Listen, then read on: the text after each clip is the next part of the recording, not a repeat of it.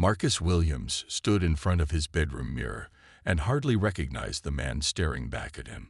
Gone was the expensive Italian suit he usually wore to board meetings.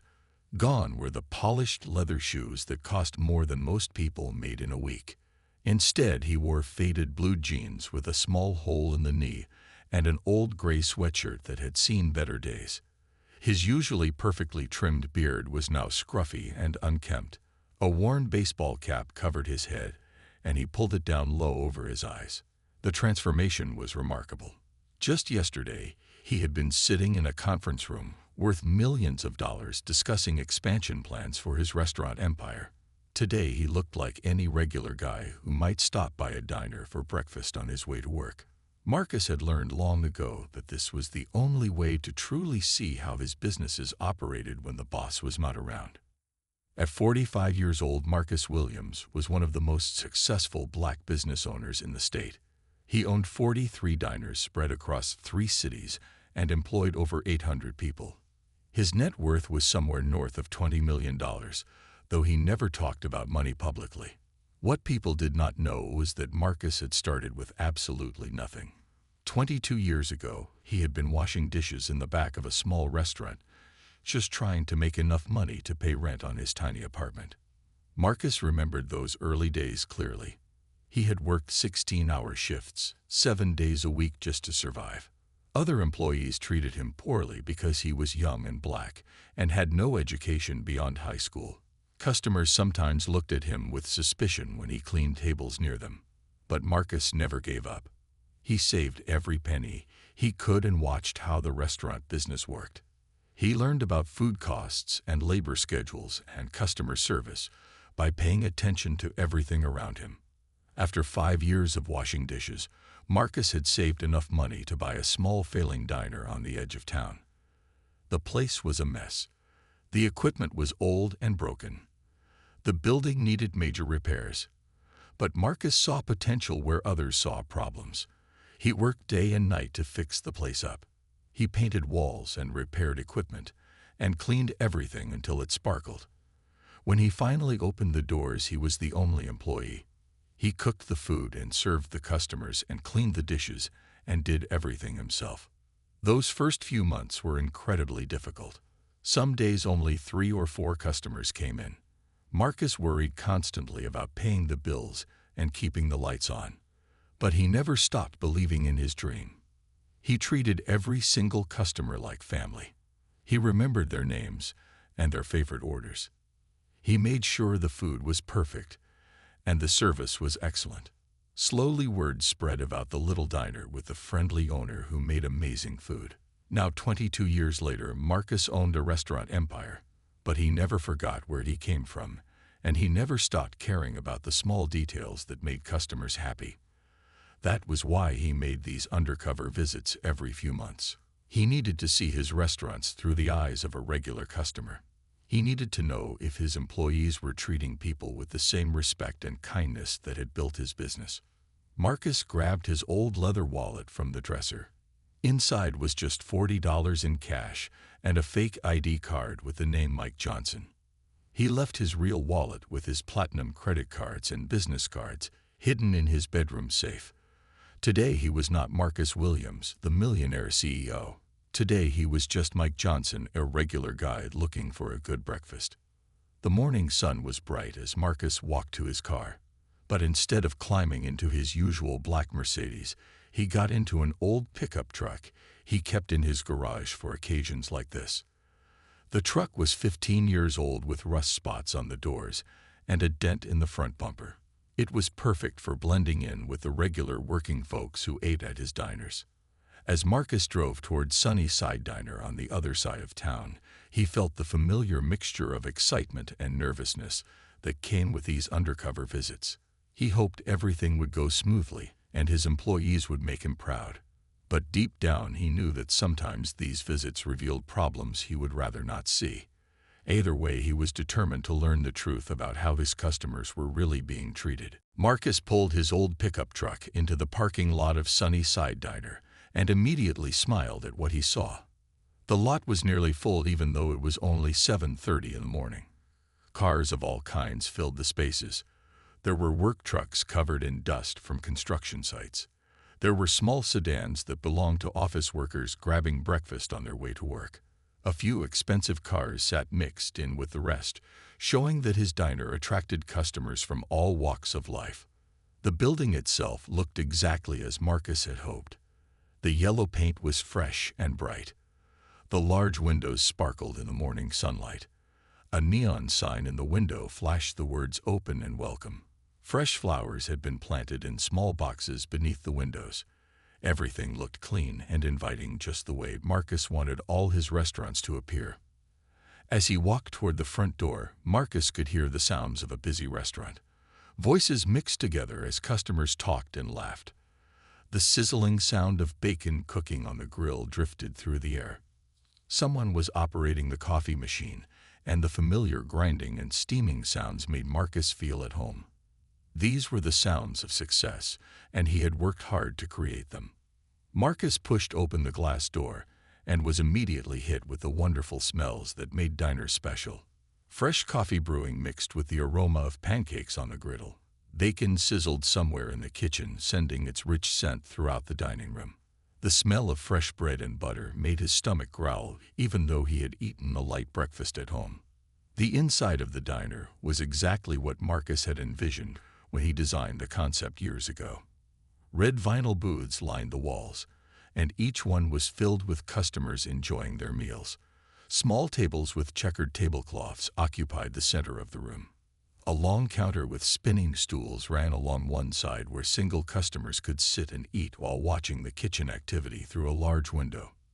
The morning rush was in full swing, and Marcus was impressed by how smoothly everything seemed to be running.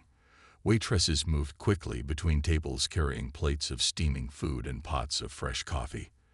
The kitchen staff worked efficiently behind the serving window, calling out order numbers and sliding plates across the steel counter. Cash registers rang constantly as customers paid for their meals. Marcus found his place at the end of a line that stretched back from the counter. He counted 12 people ahead of him, which meant the diner was doing excellent business. While he waited, he observed the customers around him. Construction workers in hard hats and work boots talked loudly about their upcoming projects. A group of elderly men sat in a corner booth discussing politics and sports, like they did every morning. Office workers checked their phones while waiting for takeout orders. Behind the counter, 2 young employees worked the cash registers. Marcus focused his attention on them, since they would be handling his order. The first was a young woman who looked to be college age. She had blonde hair pulled back in a ponytail and wore the standard uniform of khaki pants and a polo shirt with the Sunnyside Diner logo. Her name tag read Sarah, and she smiled brightly at each customer. The second cashier was a young man who appeared to be in his early 20s. He had dark hair and wore the same uniform as Sarah. His name tag said Jake, and he seemed to be working efficiently, though Marcus noticed he did not smile as much as Sarah did. Both employees appeared to know what they were doing, and the line moved at a good pace. Marcus pulled out his phone and pretended to scroll through messages, while actually listening carefully to the conversations around him. He wanted to get a feel for how customers were reacting to the service and the food. So far, everything he heard was positive. People complimented the coffee and praised the quick service. Several customers mentioned that they ate at Sunnyside Diner regularly because the food was always good and the staff was friendly. The line moved steadily forward as Marcus watched the 2 cashiers work. Sarah handled each customer with genuine warmth and enthusiasm. She remembered regular customers by name and asked about their families. When an elderly woman could not decide between pancakes and waffles, Sarah patiently described both options and helped her choose. Marcus felt proud watching his employee treat customers with such care and respect. Jake worked more quietly but seemed efficient enough. He took orders quickly and processed payments without much conversation. Marcus noticed that Jake focused mainly on getting customers through the line rather than building relationships. This was not necessarily wrong, but it was different from the personal touch that Marcus tried to encourage in all his restaurants. Finally, Marcus reached the front of the line where Sarah greeted him with her bright smile. "Good morning," she said cheerfully. "What can I get started for you today?" Her voice was friendly, and welcoming exactly the kind of service Marcus hoped all his customers would receive. Marcus looked up at the menu board behind her head, even though he knew every item by heart. He had personally approved every recipe and price on that board. The breakfast special was 2 eggs any style with bacon, or sausage hash browns, and toast for $6.99. The lunch menu offered various sandwiches and salads. Daily specials were written on a small chalkboard in colorful chalk. "I would like the turkey club sandwich with a side of fries," Marcus said in a casual voice, "and a cup of your regular coffee, please." He spoke like any normal customer would without giving any hint of his true identity. Sarah wrote down his order on a small pad of paper. "Would you like wheat or white bread for your sandwich?" she asked. Marcus chose wheat bread, and Sarah made a note. "The turkey club is one of our most popular items," she said with genuine enthusiasm. "We use fresh sliced turkey that we cook right here in the kitchen. The bacon is crispy and we add fresh lettuce and tomatoes." Marcus smiled at her description. He knew the Turkey Club was popular because he had studied the sales reports from all of his restaurants. But hearing Sarah describe it with such pride made him feel good about his hiring decisions. This young woman clearly cared about the food she was serving. "That sounds perfect," Marcus replied. "How long has this place been open?" he asked, trying to make casual conversation while gathering information. "About 5 years now," Sarah answered. "The owner really cares about quality and customer service. We get a lot of regular customers who come in every day." Sarah paused and looked around the busy dining room. "The owner visits sometimes to check on things, but he seems like a really good boss who treats everyone fairly." Marcus nodded and tried not to smile too widely at her comments. He was pleased that his employees viewed him positively even though Sarah had never met him face to face. "That will be $8.45, she said as she handed him his receipt. Marcus paid with a $10 bill and told Sarah to keep the change. She thanked him warmly and said his order would be ready in about 10 minutes. She suggested he find a seat anywhere he liked, and someone would bring his food when it was ready. Marcus found a small table near the counter where he could continue observing the morning rush. The table was clean, and the salt and pepper shakers were full. A small vase with fresh flowers sat in the center of the table. Every detail showed that someone cared about creating a pleasant dining experience. While waiting for his food, Marcus watched Jake handle the next few customers. Jake was polite but much less engaging than Sarah. He took orders efficiently, but did not make small talk or offer suggestions. Marcus made a mental note to speak with the manager about encouraging more personal customer service from all employees. The sounds and smells of the busy diner surrounded Marcus as he waited.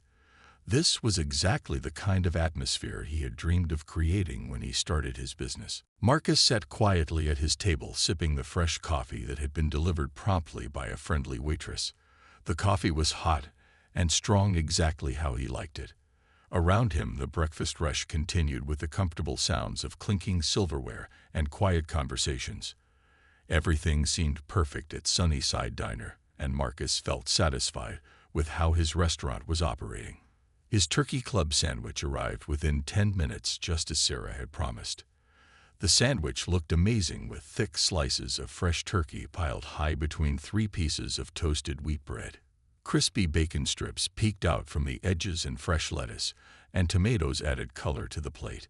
The golden French fries were hot and perfectly seasoned. Marcus took a bite and nodded with approval. The food quality was exactly what he expected from his kitchens. As Marcus ate his sandwich, he continued to observe the morning operations. The waitresses moved efficiently between tables, refilling coffee cups and taking new orders. The cook behind the service window worked steadily, calling out completed orders. The cash registers continued to ring as customers paid for their meals. Everything appeared to be running smoothly and professionally. The breakfast rush began to slow down around 9 o'clock, as most customers finished their meals and headed off to work.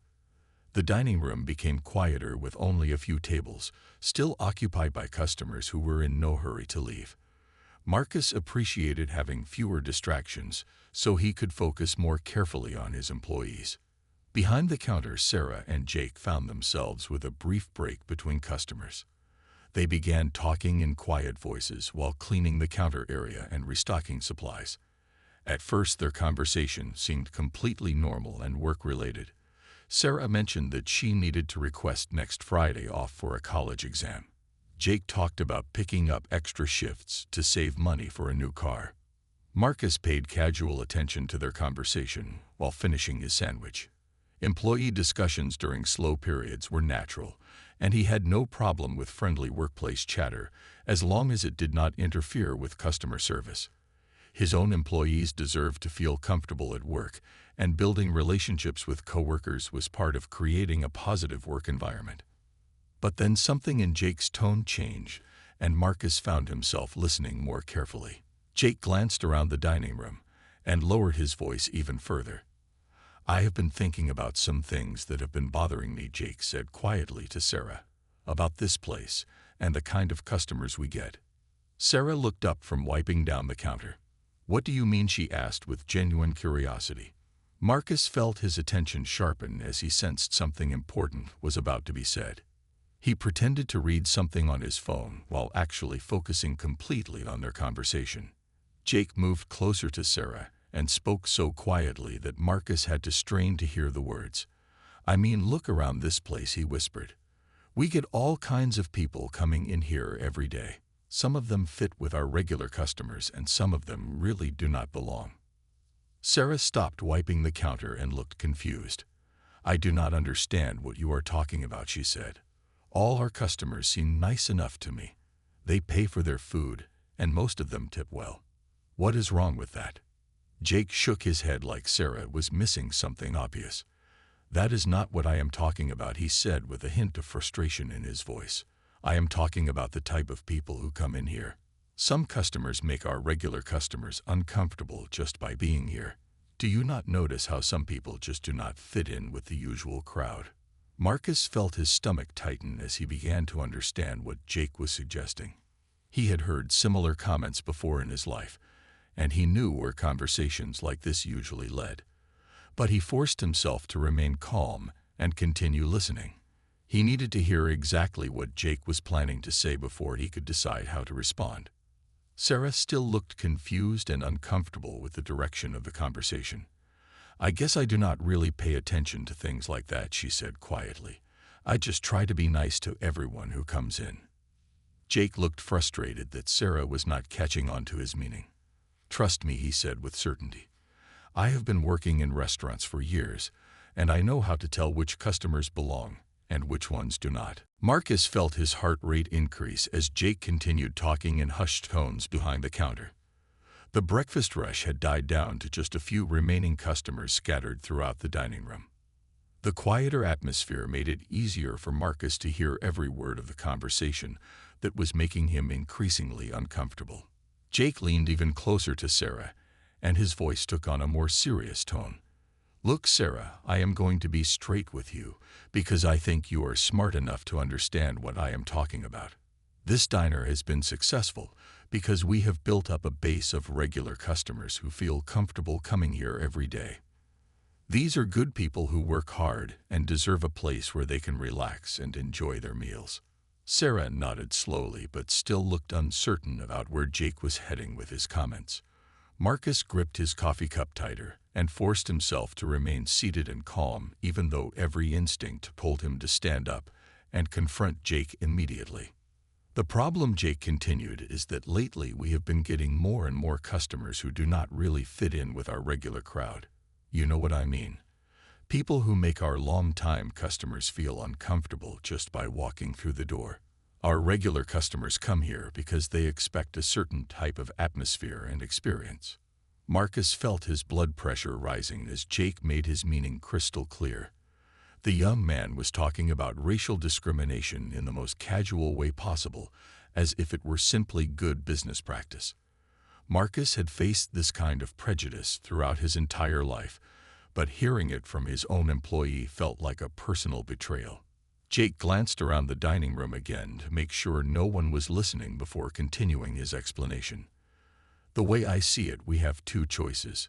We can either let things continue the way they are and risk losing our best customers, or we can be more selective about who feels welcome here and protect the atmosphere that has made this place successful. Sarah shifted uncomfortably and looked down at the counter. I do not know Jake, she said quietly. That does not sound right to me. Are we not supposed to treat all customers the same way regardless of who they are? That is what they taught us in training. Jake waved his hand dismissively. Training is one thing, but real-world business is completely different. I have worked at places that went out of business because they could not keep their regular customers happy. Trust me when I tell you that customer loyalty is everything in the restaurant business. Marcus forced himself to take slow, deep breaths while listening to Jake destroy everything he had built his business upon. The young man was suggesting that discrimination was not only acceptable but necessary for business success. This went against every principle Marcus had established for his restaurant chain. Here is what I have been thinking, Jake said as he outlined his disturbing plan. When certain types of customers come in, we could just be a little less friendly with them. Nothing too obvious that would get us in trouble, but enough to make them feel like maybe they should go somewhere else next time. Sarah looked shocked. What do you mean less friendly? She asked.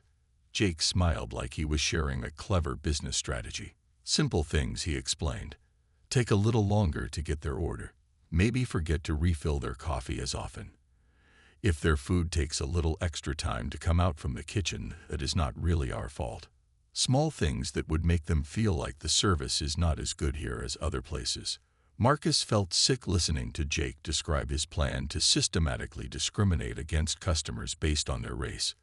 This was exactly the kind of treatment Marcus had experienced as a young man, and it was the reason he had worked so hard to create restaurants where everyone would feel welcome. The genius of it, Jake continued, is that these customers probably would not even complain. They would just stop coming here, and our regular customers would be happier. Everyone wins except the people who did not really belong here anyway. Sarah looked deeply troubled by what she was hearing.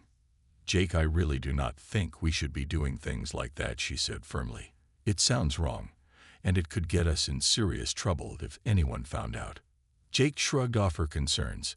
Who is going to find out? He asked confidently. The owners never come around here, and the manager only stops by once or twice a week. Besides, this is how you build customer loyalty in the restaurant business. You take care of the customers who matter most. Jake seemed to gain confidence as he continued explaining his discriminatory plan to Sarah. Marcus sat frozen at his table, feeling a mixture of rage and disbelief as he listened to his own employee describe systematic racism as if it were a normal business strategy. The few remaining customers in the diner continued eating their meals completely unaware of the shocking conversation happening just a few feet away. I have been watching how this works for weeks now, Jake said with disturbing enthusiasm. See that table over there where those 3 construction workers are sitting? They have been coming here every morning for months.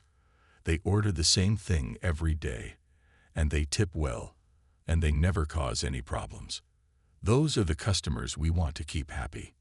Sarah followed Jake's gaze to the table of workers who were finishing their breakfast and getting ready to leave for their job sites. I guess they seem like nice enough people, she said uncertainly, but I still do not understand why that means we should treat other customers badly. Jake sighed like he was dealing with someone who could not grasp an obvious concept. Sarah, you are missing the big picture here. Those guys and customers like them are the backbone of this business. They come in regularly, and they spend good money, and they tell their friends about this place. But if we start getting too many customers who make them uncomfortable, they might decide to go somewhere else for breakfast. Marcus felt his hands shaking with anger as Jake continued to explain his twisted logic. The young man was essentially arguing that the diner should cater only to white customers and make everyone else feel unwelcome. This was exactly the opposite of everything Marcus had tried to build with his restaurant chain. Let me give you a specific example, Jake said as he warmed to his subject. Yesterday, a family came in and sat at that booth near the window. They were obviously not from this neighborhood, and they did not fit in with our usual customers. I noticed that some of our regular customers seemed uncomfortable, and one couple even asked to move to a different table. Sarah looked confused. I remember that family, she said. They seemed very nice, and they left a good tip. Their kids were well behaved, and they did not cause any problems that I saw. What was wrong with them being here? Jake rolled his eyes in frustration. Sarah, you are being naive, he said bluntly. It does not matter if they were nice or well behaved. What matters is how their presence affected our regular customers. If people feel uncomfortable eating here, they will find somewhere else to go, and we will lose business. Marcus remembered the family Jake was referring to. They had been an African-American family with 2 young children who had ordered pancakes and seemed to enjoy their meal. The fact that Jake viewed this innocent family as a threat to the business made Marcus feel physically ill. Here is exactly what I think we should do, Jake continued as he outlined his plan in detail. When customers like that family come in, we should still serve them because we have to. But we can make the experience less pleasant, so they probably will not want to come back. Nothing illegal or too obvious, just enough to encourage them to find somewhere else to eat. Jake began listing specific tactics he had in mind. We could seat them at the worst tables near the kitchen or the bathroom where it is noisy and uncomfortable. We could take longer to bring their menus and take their orders. When their food comes out, we could let it sit under the heat lamps for a few extra minutes so it is not as fresh and hot. Sarah looked increasingly uncomfortable as Jake described each element of his discriminatory plan. That sounds really mean, she said quietly. Why would we want to make anyone have a bad experience here? Jake dismissed her concerns with a wave of his hand. It is not about being mean, he insisted. It is about protecting our business and keeping our best customers happy. The restaurant industry is competitive, and you have to do whatever it takes to build customer loyalty. Marcus could hardly believe what he was hearing. Jake was describing a systematic plan to provide inferior service to customers based solely on their race. This was not only morally wrong, but it was also illegal discrimination that could result in serious legal consequences for the restaurant. The beauty of this approach, Jake continued, is that these customers will just think the service here is not very good, and they will choose to go somewhere else. They probably will not complain or cause any trouble. They will just quietly take their business elsewhere, and our regular customers will be happier without them around. Sarah shook her head firmly. Jake, I really think this is a terrible idea, she said with more conviction in her voice. We are supposed to treat all customers equally and make everyone feel welcome. That is what good customer service means. But Jake was not deterred by her objections. Sarah, I have been working in restaurants a lot longer than you have, he said condescendingly. Trust me when I tell you that this is how successful restaurants operate. You take care of your core customers first, and everyone else comes second. Sarah shook her head firmly. Jake, I really think this is a terrible idea, she said with more conviction in her voice. We are supposed to treat all customers equally and make everyone feel welcome. That is what good customer service means. Marcus took one final deep breath and made his decision. He could not sit quietly and listen to another word of Jake's discriminatory plan. The time had come to reveal his true identity and address this situation directly. He stood up slowly from his table and walked toward the counter where Jake and Sarah were still talking in hushed voices. Both cashiers looked up as Marcus approached, expecting him to place another order or ask for his check. Jake wore the same polite but distant expression he had shown earlier, while Sarah smiled warmly as she had with all customers throughout the morning. Excuse me, Marcus said in a calm but firm voice that carried clearly through the quiet dining room. I could not help but overhear your conversation, and I think we need to have a serious discussion about customer service and what it means at this restaurant. Jake looked annoyed by the interruption. Sir, we are working here, he said dismissively. If you have some kind of complaint about the food or service, you can call the customer service number that is posted on the wall over there. We do not really have time to chat with customers right now.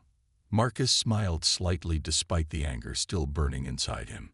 Actually, I think you will find that you do have time to talk with me, he said calmly.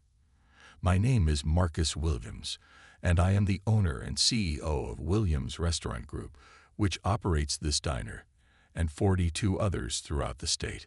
The color drained from Jake's face so quickly that Marcus thought the young man might faint. Sarah gasped and covered her mouth with both hands as the realization of what had just happened hit her. The few remaining customers in the dining room sensed that something important was occurring and turned their attention toward the counter. Marcus reached into his wallet and pulled out his business card along with his driver's license. He placed both items on the counter where Jake and Sarah could see them clearly. "As you can see from my identification, I am indeed Marcus Williams, the person whose name is on your paychecks and whose restaurants you work in every day." Jake stammered and tried to speak, but no coherent words came out. His hand shook as he picked up the business card and stared at it in disbelief. Sarah looked like she was about to cry as she realized that the friendly customer she had served earlier was actually her ultimate boss. Marcus continued speaking in a voice that remained calm but carried unmistakable authority. "Jake, I heard every word of your conversation with Sarah about your plans to discriminate against customers based on their race. I heard you describe tactics for providing inferior service to families and individuals who you decided did not belong in this restaurant." The dining room had become completely silent as everyone realized they were witnessing something significant. Marcus was aware that he had an audience, but he wanted his message to be heard clearly by everyone present. "Let me be absolutely clear about something," Marcus continued. "What you were describing is not customer service. It is not good business practice. It is discrimination, pure and simple, and it has no place in any of my restaurants or anywhere else in a civilized society." Jake finally found his voice and began stammering an apology. "Mr. Williams, I did not mean, I was only trying to," but Marcus held up his hand to stop him. "There is no explanation or excuse that will make what you said acceptable," Marcus stated firmly. "You were planning to treat customers differently based solely on their race. You were planning to make families feel unwelcome in a business that I specifically designed to welcome everyone. That is morally wrong, and it is also illegal." Marcus turned to address the entire dining room. "Everyone deserves to be treated with dignity and respect when they walk through these doors," he said clearly.